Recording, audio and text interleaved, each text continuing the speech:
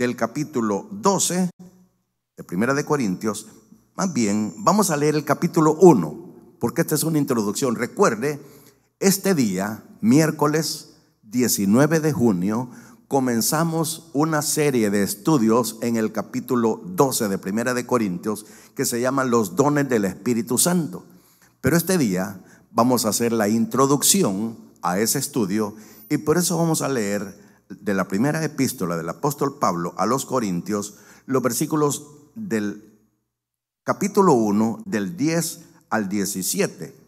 Primera de Corintios 1 del 10 al 17. Voy a quitar este micrófono para sentirme más libre y más cerca de la palabra para poder leerla bien. Primera de Corintios capítulo 1 versículos del 10 al 17 dice la palabra del Señor. Os ruego pues, hermanos, por el nombre de nuestro Señor Jesucristo, que habléis todos una misma cosa y que no haya entre vosotros divisiones, sino que estéis perfectamente unidos en una misma mente y en un mismo parecer.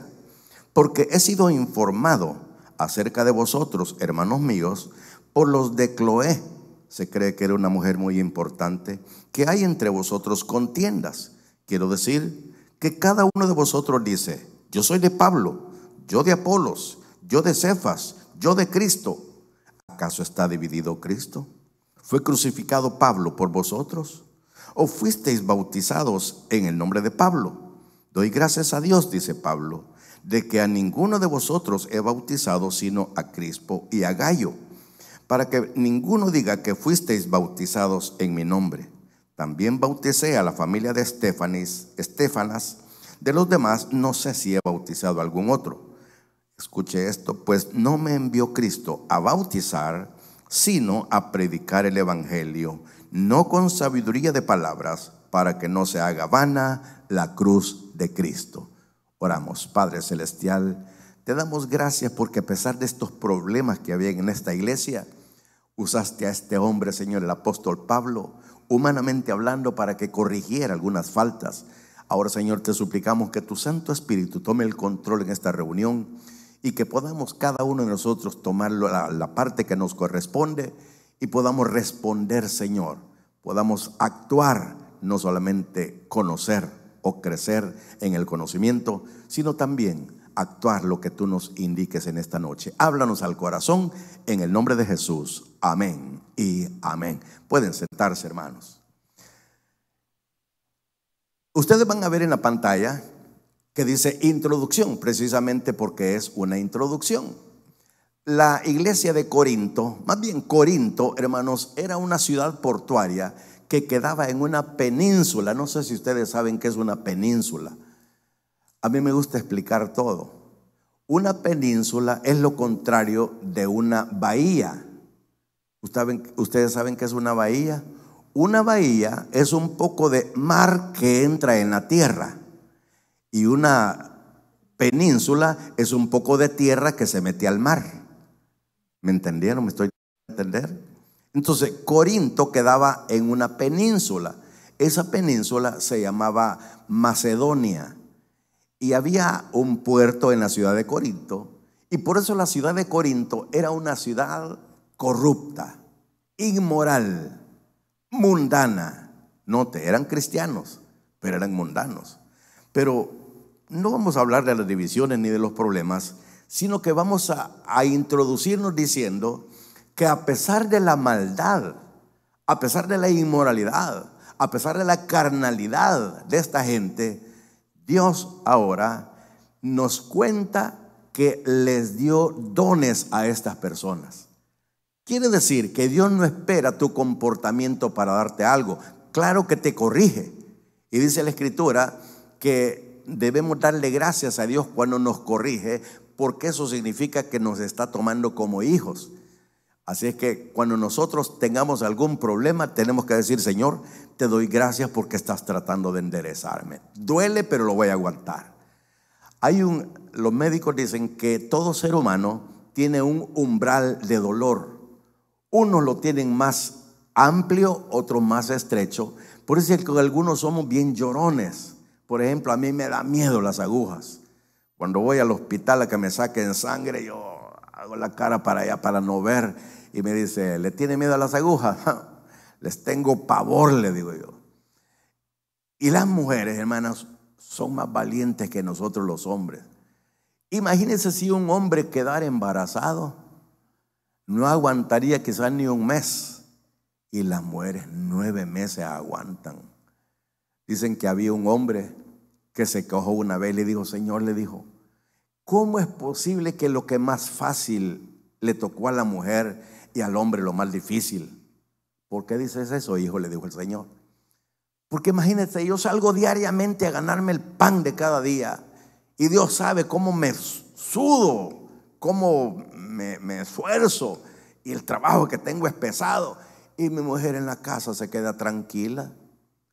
¿Qué quieres, hijo?, le dijo el Señor. Y le dice, Padre, ¿por qué no cambiamos los papeles?, le dijo. Yo me voy a quedar en la casa como mujer, le dijo, y mi mujer que salga a trabajar. Bueno, hagamos el cambio. Hicieron el cambio. El primer día el hombre dijo, ¿por dónde empiezo?, dijo. Y se queda viendo que el zinc, es decir, el lavadero, decimos nosotros, estaba lleno de trastes. El piso estaba sucio. Había un montón de ropa sucia. Y dijo, no sé ni por dónde empezar. Para mientras y agarrar valor, voy a ver tele, dijo.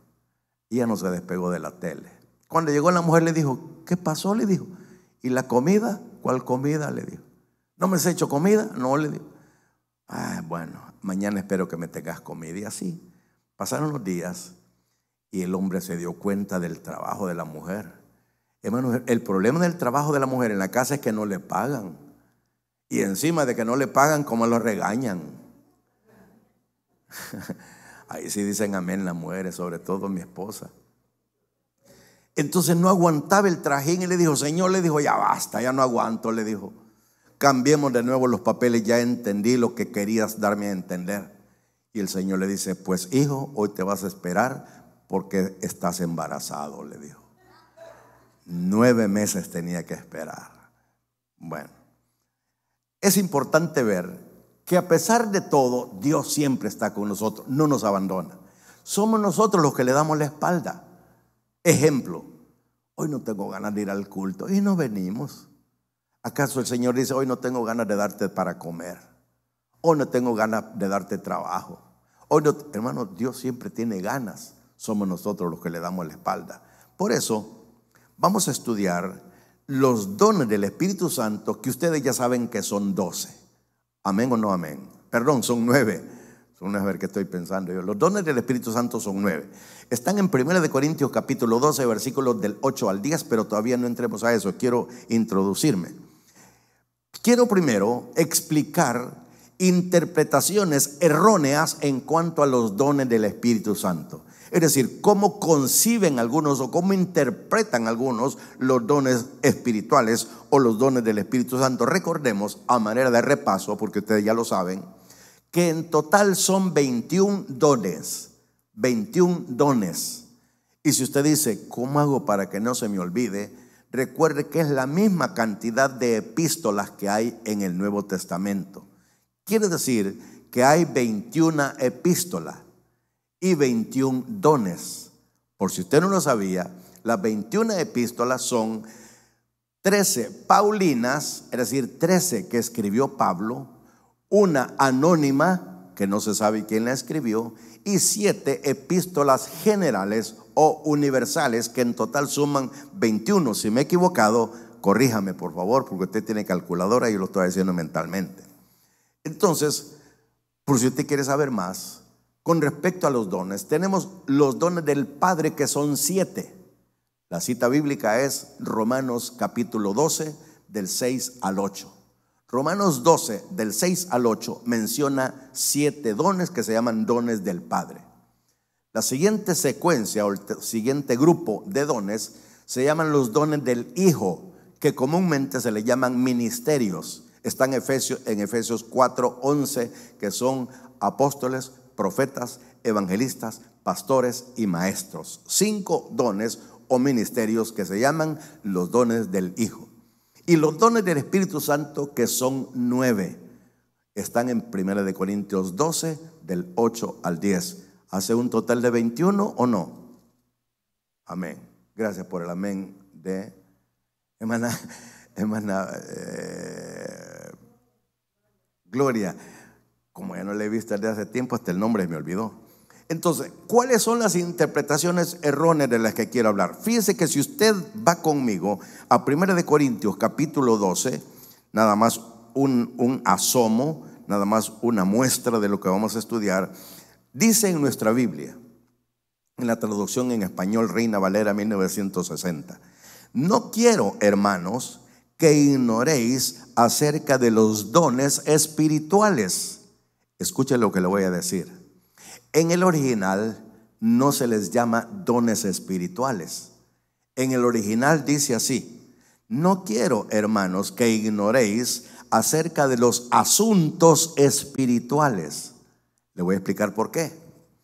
No le llama dones porque dones se traduce por regalos.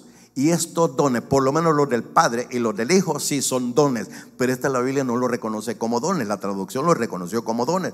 Pero estos son asuntos por medio de los cuales Dios utiliza a las personas para realizar milagros, para realizar labores que de otra forma no las realizarían. Lo que quiero decir es esto: los que se le llaman dones del Espíritu Santo no son regalos, sino préstamos. Amén. Préstamos. Pastor, no lo estoy entendiendo muy bien. ¿Podría explicármelo de otra manera? Con mucho gusto. Cuando hablamos de dones, el problema es que la gente se lo apropia, y esto no lo podemos apropiar. Ejemplo: usted no puede decir que fulano, sutano o mengano tiene el don de sanidades. No, Dios lo utiliza sanando gente, pero él no tiene el don. Porque si le perteneciera a uno se va a meter a los hospitales a sanar a toda la gente. Había una predicadora en el siglo XIX, se llamaba Kathryn Kuhlman. Esta mujer la describen como una mujer carismática, es decir, que tenía gracia. Y dicen que esta mujer, cada campaña que realizaba eran conversiones masivas. Mucha gente venía al frente a recibir a Cristo. Pero ella siempre hacía, después de eso, una oración por enfermos. Y decía: ahora voy a orar por las personas que tienen alguna enfermedad. Y pasaban cientos de gentes, y algunos sanaban, pero otros no sanaban. Usted sabe que la gente siempre anda queriendo ridiculizar el evangelio. Pues llegaron unos reporteros queriendo hablar con ella, y le dijeron los asistentes: unos reporteros quieren entrevistarla, ¿puedo pasarlos? Páselos. Y pasaron. Le dijeron estas palabras: señora Kuhlman, hemos seguido de cerca sus cruzadas, hemos estado pendientes de estas cruzadas que usted está realizando y estamos impresionados, pero tenemos una pregunta. Y le dice Kathryn Kuhlman: ¿cómo no, señores? ¿Cuál es su pregunta? Usted siempre ora por los enfermos, ¿es así? Correcto, le dijo ella, siempre oro por los enfermos. Nuestra pregunta es: ¿por qué unos sanan y otros no? Qué pregunta más interesante. ¿Por qué unos sanan y otros no? La respuesta de Kathryn Kuhlman fue esta: señores, si yo fuera el que los sanara, tendría la respuesta. Pero quien los sana es Dios, así es que vayan, pregúntenle a Él. ¿Es cierto o no es cierto? Los dones del Espíritu Santo son préstamos. Yo no puedo decir que tengo el don de profecía, por ejemplo. Yo no puedo decir que tengo el don de palabra de ciencia. Dios me usa en esto, pero no es un don que yo tenga. ¿Estamos claros con esto? Si no estamos claros, digan no, amén. Bueno, pero ¿cuáles son las interpretaciones erróneas, pastor? Todavía no ha dicho. Primera, algunos piensan que los dones son habilidades o capacidades humanas. Esto es falso. Los dones son cosas que Dios da, que no cualquiera los tiene, a no ser que sea cristiano y que el Señor quiera usarlo en esa área. Le voy a decir una cosa, este es un tema aparte, pero me voy a adelantar un poquito. Dios no le va a dar a usted el don que usted le pida o el don que usted quiera. Dios le va a dar el don que Él considere que usted lo va a utilizar correcta y positivamente. ¿Me estoy dando a entender? Entonces, no son habilidades, no son capacidades. Otra interpretación errónea. No son dados para presumir o creerse superior a los demás. Fíjese, por ejemplo, hay un don, es el penúltimo, es decir, el número 8, se llama don de lenguas. Y el siguiente, el último, se llama don de interpretación de lenguas. Note que el don de lenguas es hablar en un idioma desconocido.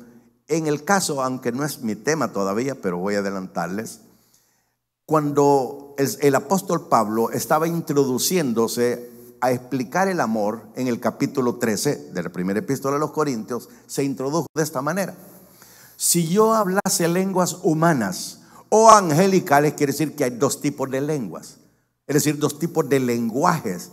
Es decir, el don puede ser don de lenguas humanas o don de lenguas angelicales. El primero, lenguas humanas, no se necesita un don para interpretarlo. Basta conocer el idioma y usted lo traduce fácilmente. ¿Me estoy dando a entender? Entonces, el don de lenguas humanas no necesita el don que lo complementa, que es don de interpretación, porque digamos que el Señor le dé a usted el don de lenguas y le dé hablar en inglés. Entonces dirían otros: pues este que no es un indio de El Salvador, ¿cómo es que está hablando un perfecto inglés? Porque hablé lenguas humanas. Sin embargo, las otras lenguas angelicales, esas solamente las puede interpretar el que recibe el don que complementa a este octavo, que es el noveno, y este se llama interpretación de lenguas. Note, pero no siempre lo pueden hacer, o no siempre pueden hablar o interpretar según el caso, porque repito, son prestados y no son regalos, sino que son préstamos. ¿Amén o no amén? Ahora, quiero establecer una diferencia. Hay una diferencia entre dones y ministerios. Dones y ministerios. ¿Cuál es diferente? Voy a mencionar tres diferencias. Primera, los dones son regalos o talentos dados por Dios. Repito, los dones son regalos o talentos que Dios da, que Dios asigna. En cambio, los ministerios son llamamientos especiales. Por ejemplo, el pastorado no es un don, es un ministerio. Personas que sirven en la iglesia en una forma, podríamos decir, clave. Estas personas no tienen un don, tienen un ministerio. Por ejemplo, las iglesias tienen pilares. Humanamente hablando, hay personas que sostienen la iglesia. Es decir, ellos están pendientes de que siempre esté la cuota que hay que pagar de renta, por decir algo.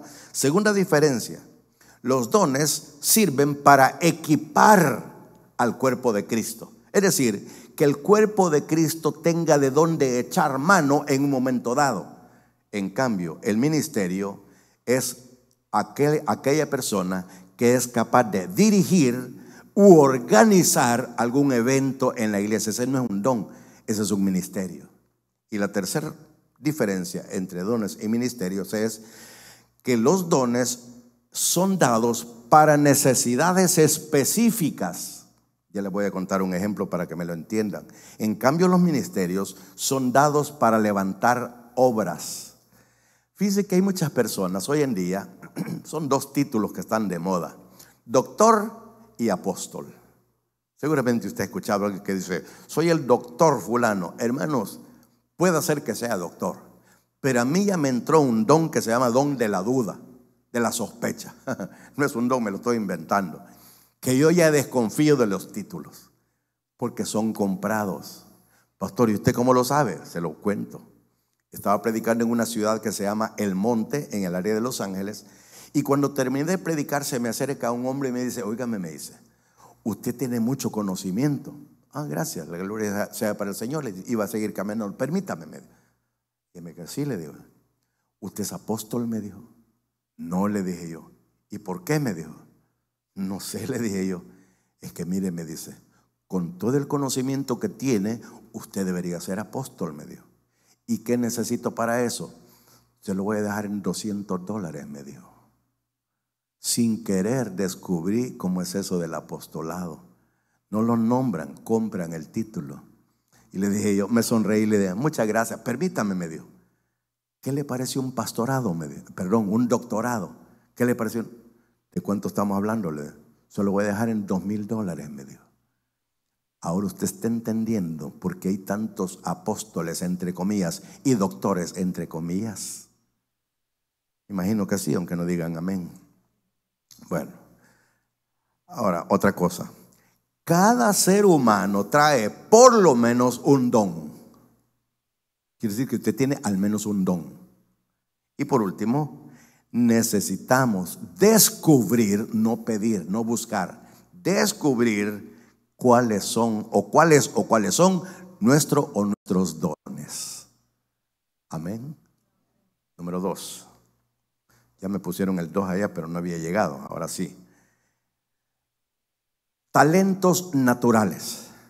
¿Qué son los talentos naturales? Hermanos, no confundan los talentos naturales con los dones del Padre, del Hijo o del Espíritu Santo. ¿Qué son los talentos naturales? Los talentos naturales son dados por la herencia, la genética, la sangre. El hijo más pequeño que tenemos nosotros, lleva mi nombre.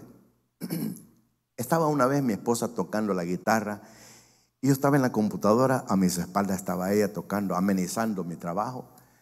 Y se acerca mi hijo y le dice, mami, le dice, ¿cómo se llama ese término, ese acorde? Y mi esposa le dijo, se llama re. Quiero ver, le dijo.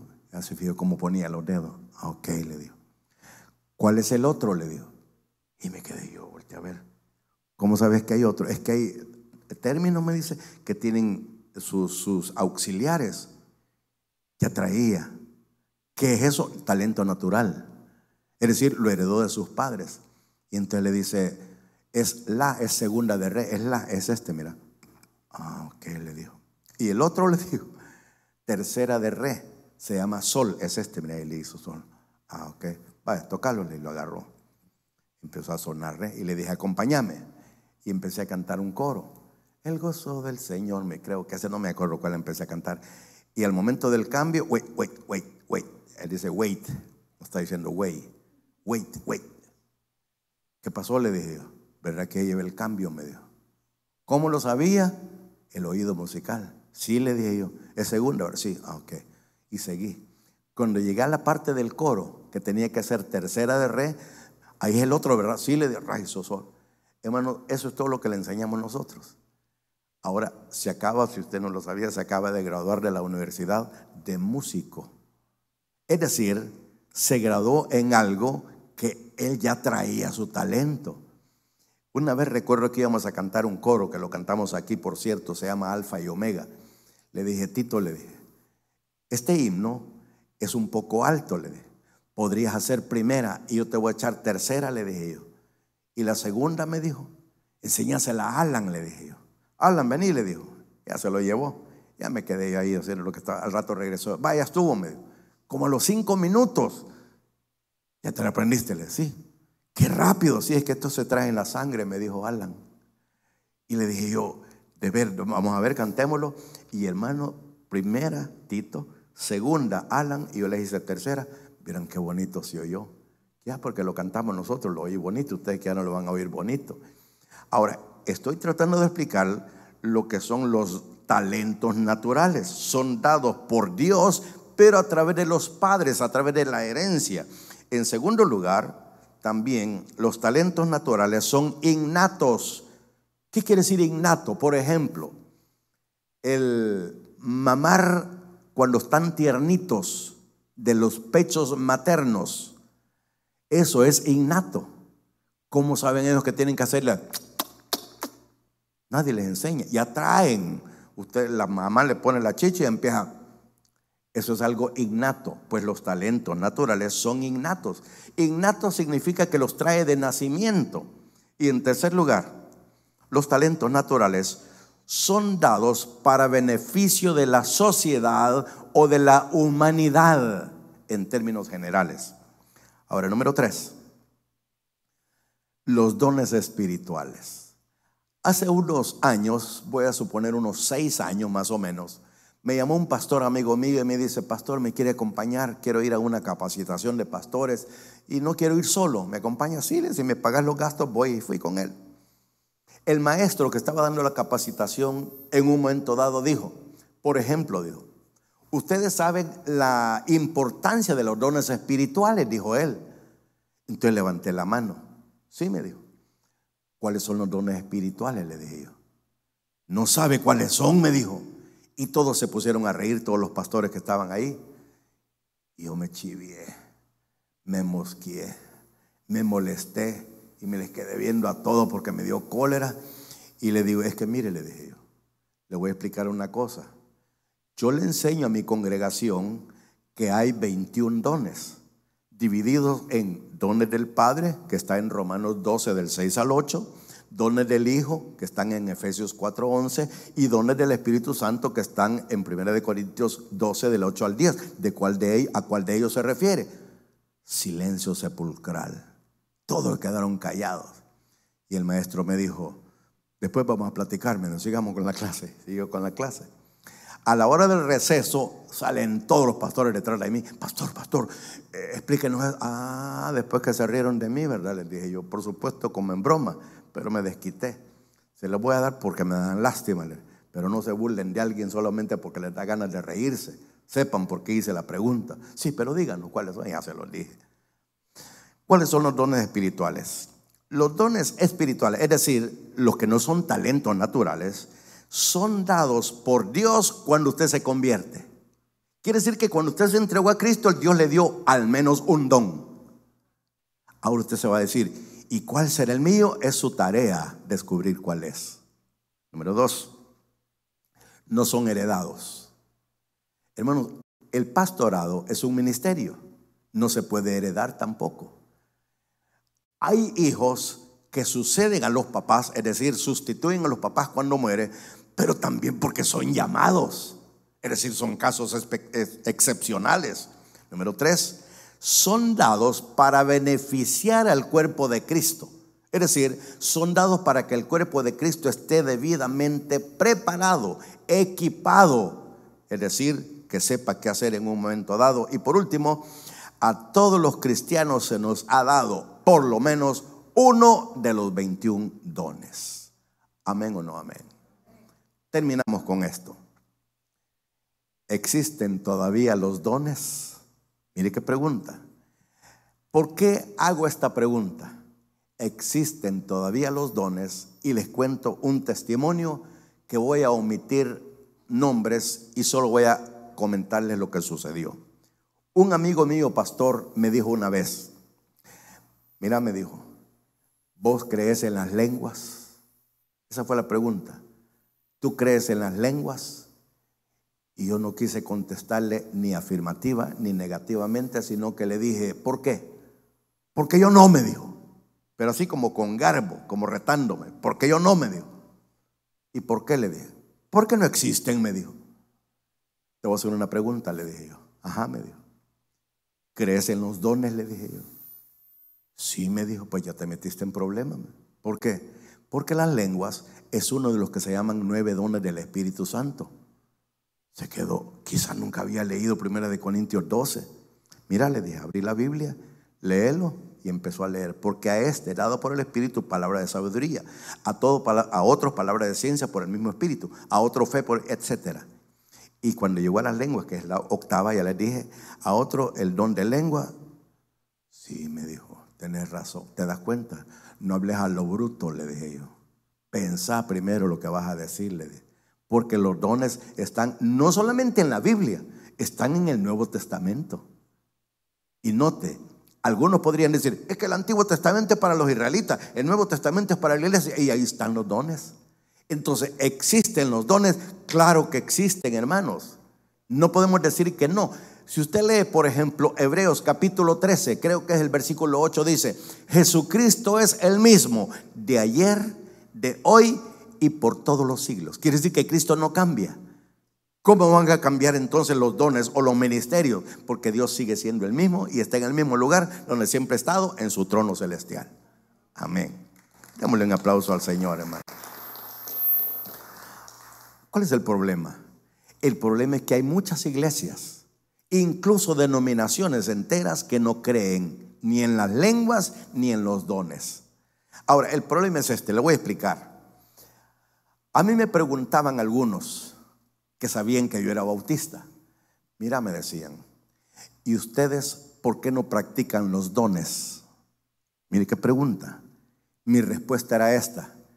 Mira, le decía, los dones, si me hablas de los 9 del Espíritu Santo, porque me imagino que a eso te referís, sí, me dijo, sobre todo las lenguas, ustedes no hablan en lengua, me dijo. Ok, te voy a contestarle. Los dones son dados por Dios. Quiere decir que yo ni los empujo ni tampoco los evito. Si en la iglesia no hablamos lenguas, Dios sabe por qué. Pero ustedes la deberían de pedir. No, le dije yo. Cuando lleguemos a ese punto se van a dar cuenta, pero les voy a adelantar.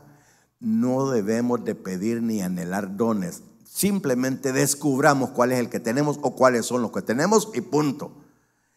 Me hicieron esta otra pregunta. Note cómo preguntan estos que no saben. Perdonen los que me están escuchando si son de los que ya saben ustedes, que no quiero mencionar nombre. Mira, me dijo, ¿y ustedes por qué no creen en el Espíritu Santo? Miren qué pregunta. ¿Ustedes por qué no creen en el Espíritu Santo? Hermano, hay preguntas que me molestan. Que Dios me perdone, pero me molestan. Y le dije, mira, le dije, está bien que seas ignorante, pero por lo menos disimula tu ignorancia, le dije yo. No, hombre, no seas ofensivo. ¿Y para qué me haces esa pregunta? Le dije. ¿Cómo te pones a pensar que yo no creo en el Espíritu Santo? ¿Por qué no hablas en lenguas? Me dijo. ¿Usted me está entendiendo el punto? Tengo mucho que hablar, pero me abstengo porque quiero limitarme a la introducción. Muchas iglesias creen que ya no existen los dones. En segundo lugar, qué curioso que no creen que en la iglesia puedan haber dones cuando saben que está en el Nuevo Testamento. Hay otro texto, un texto que voy a mencionar a continuación, pero quiero ir por orden. Aquí viene. Hay un texto aparentemente controversial, pero que nada puede crear controversia, pero no hay campo para la controversia. Acompáñeme al Evangelio de Mateo. Mateo capítulo 11. Mateo capítulo 11. Voy a leer solamente un versículo. Mateo 11:13. Mateo 11:13. Dice la palabra del Señor en el capítulo 11 de Mateo, versículo 13. Porque todos los profetas y la ley profetizaron hasta Juan. Y esto me le dijo un amigo mío. Mira, me dijo, yo creo que dones no hay, ni tampoco hay profecía. ¿Por qué? Le dije, y me leyó este versículo. Porque todos los profetas y la ley profetizaron hasta Juan. Me sonreí y me dijo, ¿te estás burlando? No, le dije yo. Lo que estoy viendo es la ignorancia bíblica tuya, le dije. ¿Por qué? Me dijo. A veces nosotros interpretamos porque ya venimos prejuiciados, le dije yo. Te dijeron que los profetas terminaron en Juan, ¿sí o no? Pues si eso es lo que dice, no dice así. Dice que los profetas existieron y dejaron un tiempo de existir entre los dos testamentos. Si usted no lo sabía, hubo un periodo que se le llama intertestamentario entre el Antiguo y el Nuevo Testamento, y ahí no hubo ni palabra, ni profecía, ni nada, sino que se le llama periodo de silencio. No había nada. Y aparece de repente un hombre que parecía loco, un hombre que andaba vestido de piel de cabra y comía langosta, es decir, chapulines con miel. Eso comía. Se llamaba Juan el Bautista. Quiere decir que los profetas se suspendieron hasta que reapareció Juan el Bautista con profecía y decía, arrepentíos porque el reino de los cielos se ha acercado.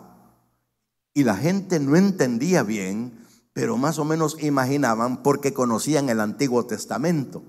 Entonces Juan el Bautista aparece. Entonces le dije, este texto no se interpreta que el don de profecía terminó con Juan, sino que fue reanudado con Juan.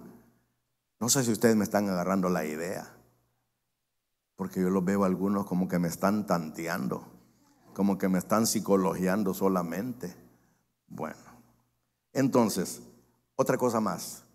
Tenga cuidado cuando lea la Biblia, que hay frases o palabras que no significan exactamente eso, sino que se refiere a muchas cosas más. Ejemplo, ¿qué entendemos por ley? ¿Sabía usted que por ley, por la palabra ley, podemos entender una de 4 cosas?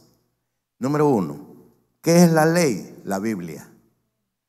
El Señor le dijo a Josué en el capítulo 1, versículo 8 esto: nunca se apartará de tu boca este libro de la ley, la Biblia, sino que de día y de noche meditarás en él, para que guardes y hagas conforme a todo lo que está en él escrito, porque entonces harás prosperar tu camino y todo te saldrá bien.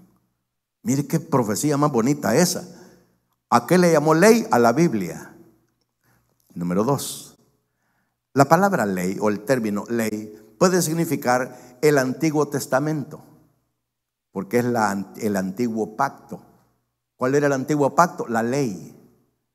En tercer lugar, puede referirse al Pentateuco, es decir, los libros de la ley. Puede referirse a eso también. Y en cuarto lugar, puede referirse al Decálogo. ¿Cuál es el Decálogo? Los 10 mandamientos. Éxodo capítulo 20, del 5 en adelante, ahí están los 10 mandamientos. Entonces, según el contexto, usted debe saber que la palabra ley se refiere a toda la Biblia, al Antiguo Testamento, al Pentateuco o al Decálogo.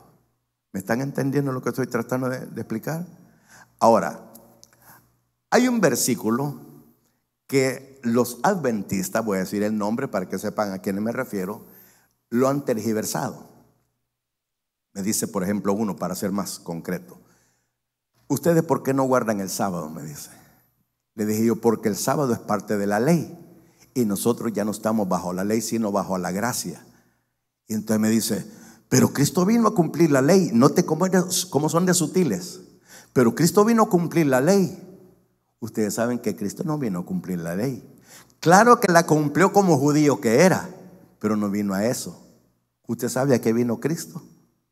A morir por usted y por mí, para pagar la deuda que estaba pendiente. ¿Cuál es? Porque la paga del pecado es. A eso vino Cristo. Por eso dice Juan 1:11, a lo suyo vino, es decir, él venía con un objetivo específico que jamás lo perdió de vista. Él no vino a sanar enfermos, claro que los sanó, pero no vino a eso. Él no vino a echar fuera demonios, claro que los sacó, pero no vino a eso. Él no vino a resucitar muertos, claro que lo hizo, pero no vino a eso. En el monte de la tentación, el enemigo se lo quiso regalar. Todo esto te daré si postrado me adorares. Mire qué abusivo ese inútil del diablo. Todo esto te daré si. Y el Señor bien le pudo haber dicho, pero no lo hizo. Le pudo haber dicho, mira, diablito, conmigo no vas a jugar. Yo no he venido a que me regalen nada. Yo he venido a pagarlo con mi propia sangre. Hermano, ¿sabía que usted y yo valemos la sangre de Cristo? Mire qué caros somos nosotros. Por eso el apóstol Pedro nos llama carísimos hermanos. Dice, mas vosotros sois real sacerdocio, nación santa, pueblo adquirido por Dios para que anunciéis las virtudes de aquel que nos sacó de las tinieblas a su luz admirable. Bueno, entonces recordemos que cuando dice la ley y los profetas se refiere a la Biblia. Por si usted no lo sabía, la clasificación bíblica nuestra, es decir, de este continente, es decir, de los que antes nos llamaban gentiles, la clasificación bíblica es Pentateuco, libros históricos, libros poéticos, profetas mayores, profetas menores. Esa es la clasificación. Pero los hebreos, los judíos, tenían otro tipo de clasificación. Le llamaban la ley y los profetas. Así la dividían. La ley es el Pentateuco y los profetas le llamaban ellos profetas anteriores y profetas posteriores. Anteriores y posteriores ¿a qué? Al cautiverio babilónico. Quiere decir que la clasificación hebrea básicamente es la ley y los profetas. Entonces ellos dicen, pero Cristo, dice la Biblia que Cristo vino a cumplir la ley. ¿Por qué? Léemelo. Aquí dice, yo, palabras de Jesucristo, yo no he venido a abrogar la ley y los profetas sino a cumplirla. Está fácil, hermano. Él no vino a cumplir la ley. Él es el cumplimiento de la ley. ¿Usted entiende eso? La paraodisea. ¿Qué es la paraodisea? El viaje de Cristo al infierno. Cristo fue al infierno. Cuando lo enterraron, cuando lo pusieron la piedra, Él solo esperó que pusieran la piedra y se fue. Él no estuvo en la tumba, estuvo en el centro de la tierra. Eso le dice Efesios capítulo 4, versículo 8. Ahí menciona, dice, ¿y esto de qué subió? ¿Qué es sino que antes había descendido a las profundidades de la tierra? Ahí donde está el infierno. ¿A qué fue al infierno? A dos cosas. Número uno, a testificarles a los injustos, porque antes estaban juntos pero no revueltos. Recuerde que el infierno está en la médula de la tierra, está en el centro de la tierra y se puede comprobar prácticamente y bíblicamente. Prácticamente cuando un volcán hace erupción, ¿qué es lo que sale? Lava. ¿Y qué contiene la lava? Fuego y azufre. ¿Y qué es lo que hay en el infierno? Fuego y azufre. Es una muestra de lo que hay en el centro de la tierra, porque ahí está el infierno. Entonces, Él lo primero que hizo fue testificarles, no predicarles, testificarles a los injustos que estaban al otro lado de un precipicio. Y les dijo, señores, ustedes están aquí no por lo que hicieron. Ustedes están aquí no porque hayan sido malos. Simplemente están aquí por haberme rechazado y no haber creído en el Mesías, que soy yo, y aquí estoy para que se den cuenta que era cierto. Él es el cumplimiento de la ley en ese sentido. Y en segundo lugar, le dijo, y ahora ustedes se quedan con todo este gran terreno, porque esto de aquí yo me lo llevo para arriba. Y dice Efesios 4:12 que llevó cautiva la cautividad y dio dones a los hombres. Ahí se mencionan los dones. Quiere decir que en el Antiguo Testamento los que morían en Cristo, que no se llamaba así porque Cristo todavía no había venido, se llaman justos, y los que rechazaban al Mesías se llaman injustos. En el Seol o infierno o Hades, que son tres idiomas diferentes, el mismo significado, lo que sucedía en ese lugar es que ahí estaban todos juntos pero separados, y entonces se podían ver unos con otros. ¿Se acuerdan ustedes la historia del rico y Lázaro? Lucas capítulo 16, por si no lo sabe, ahí lo lee en su casa, no me voy a dejar hablando solo. Entonces, ahí se nos muestra, se nos cuenta la historia de un rico que murió, y que murió también un mendigo que se llamaba Lázaro. Y dice que el rico, atormentado en el infierno, dice que alzó su cabeza y vio a Lázaro en el seno de Abraham. El seno de Abraham no era una parte de este gran patriarca. El seno de Abraham es el lugar que así se llamaba, seno de Abraham o paraíso. Entonces el rico vio a Lázaro en el seno de Abraham, es decir, en el lugar de los justos, porque él estaba en el lugar de los injustos, y dijo: Padre Abraham, manda a Lázaro que moje su dedo en agua y venga a mojar mi lengua, porque estoy ardiendo en esta llama. Quiere decir que nos está indicando que hay en el infierno. Y las palabras de Abraham fueron: hijo, este hombre en la tierra recibió males. Quiere decir sufrimientos por la causa de Cristo, aunque no lo especifica, pero es de suponerlo. Sin embargo, tú tuviste tus riquezas, y por tus riquezas nunca quisiste creer en Jesucristo, por eso es que estás en ese lugar. Y le dijo: pero por lo menos vayan a avisarle a mis hermanos que no vengan aquí. Él no es que quería que los hermanos se libraran, es que al llegar se iban a desquitar con él. Por tu culpa estamos aquí, puras fiestas que así, etc. ¿Usted me está entendiendo lo que estoy diciendo? Tengo todavía 20 minutos, mire que me ha abundado el tiempo, pero lo voy a sacar tempranito, no se preocupen. Entonces, el Señor Jesucristo fue en la paraodisea, un término teológico, al infierno a dos cosas: a testificarle a los injustos y a llevarse a los justos para el cielo. Por eso el que muere ahora, después de Cristo, después de la muerte de Cristo, directamente va al cielo. ¿Por qué quiero hacer énfasis en esto? Porque muchos le dirán a usted: en el libro de los Hechos dice que nadie subió al cielo, ni David. ¿Sabe usted qué se dice el libro de los Hechos? Nadie subió al cielo, ni David. ¿Y quién era David? La niña de los ojos de Jehová, un hombre conforme al corazón de Jehová, el dulce cantor de Israel, etc. Y ni él fue al cielo. Claro, no fue al cielo porque él es antiguo testamentario. ¿Dónde fue? Al Seol. Pero cuando Cristo descendió, se lo llevó para el cielo. Ahora, después de Cristo, ¿a dónde vamos nosotros? Al cielo. ¿Y dónde está el cielo? ¿Dónde está el seno de Abraham? ¿O paraíso? En el cielo. Así que usted ya me entendió cuál es la explicación de esto. Cristo no vino a cumplir la ley. Él fue el cumplimiento de la ley, es decir, de la Biblia, de la palabra. Ahora, quiero avanzar para ir terminando, porque usted seguramente va a decir: ¿a qué hora va a parar este cuate? Algunos piensan entonces que los profetas llegaron hasta Juan y se suspendió el ministerio profético. El problema es interpretar la expresión, la ley y los profetas, que significa la Biblia, hablando en términos hebreos de cómo se dividía la Biblia. Y cuando dice profetizaron hasta Juan, no quiere decir que profetizaron hasta Juan, que ahí se terminó, sino que se reanudó con el ministerio de Juan, que andaba predicando en el desierto. Ahora, entonces, quiere decir que Juan, el ministerio de Juan, fue el reinicio de la profecía. Y termino con esto. ¿Qué es la profecía? Seguramente algunos de ustedes tienen una idea a medias de lo que es profecía, porque entendemos por profecía anunciar algo que va a ocurrir en un futuro, ¿sí o no? Pero ¿qué es profecía? El término profecía incluye dos cosas: predicar y o predecir. ¿Por qué dije y o? Porque lo voy a decir de otra manera, para que me entienda por qué usé la conjunción copulativa y la conjunción copulativa o. No es copulativa, es exclusiva, excluyente. Entonces, ¿por qué digo y o profetizar? Porque profecía puede significar predicar o predecir, o las dos cosas. ¿Me entendieron mejor así? Profecía o profeta es alguien que predica, o que predice, o que hace las dos cosas. Quiere decir que alguien que se para a predicar una verdad es un profeta. Y alguien que se para a predecir algo también es un profeta.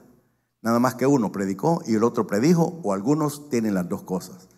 Ahora sí les prometo que con esto terminamos, porque vamos a salir a tiempo para que comamos tranquilos y nos vayamos tranquilos para la casa. Nunca crea lo que la gente le diga porque se les ocurrió o porque alguien lo dijo. Isaías 8:20 dice esto: a la ley y al testimonio, si no dijeren conforme a esto, es porque no les ha amanecido. Pastor, no le entiendo bien ese texto. No se preocupe, aquí se lo explico. Hubo un hombre en el siglo XVI, 1517, que se llamaba Martín Lutero. A usted le suena familiar el nombre, Martín Lutero. Este hombre tuvo el atrevimiento de escribir 95 tesis, es decir, 95 argumentos en contra del papado y sus sinvergüenzadas. 95 aspectos. Y se fue para la catedral de Wittenberg en Alemania con las 95 tesis en la mano. Y dijo: ¿dónde está el principal de aquí? Dijo. Y no estaba, o se lo negaron. ¿Y para qué lo quieres?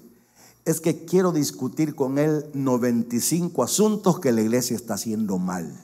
Miren qué atrevimiento el de este hombre. Y dice la historia que lo mandó llamar el Papa. Porque como no estaba, los clavó. Algunos dicen que en la puerta de la catedral. Otros dicen que se metió y los clavó en el mural, en el board, se dice en inglés, donde ponían los anuncios. Ahí las clavó. No se sabe realmente. La cosa es que los clavó en la catedral de Wittenberg, Alemania, y se fue.